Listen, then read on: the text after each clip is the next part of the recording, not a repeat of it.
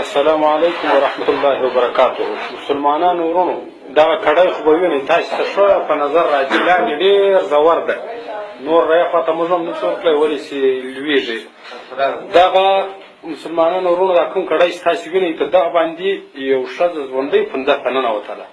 دغه مخامخ کومه ډوډۍ چې ده مسلمانانو ورونو دا ډوډۍ ته وګورئ، دغه ډوډۍ به یې دغسې په دا خونه کې غورځوله، هېڅ حفاظت یې د ډوډۍ نه کوو. نو الله پاک په دې باندې عذاب مسلطه کړه. دا د موږ د خپلو سترګو لیدلو کیسه ده. دغه کور دغه واقعه چې ده په پوکشلاغ کې پېښه شوې ده. سر دې خلاص شو. دا ګوره دلته اوس سرکاري خلک هم راغلي دي، هغه ګوري دا واقعې ته خلک، دنیا خلک راغلي دي، طالبان هم راغلي دي، ډېره دنیا راغلې ده. سر دې خلاص شو. نو الله پاک دې وکړي تاسو له دغو څخه خوند واخلئ او ډېر حفاظت دې ډوډۍ وکړئ. والسلام.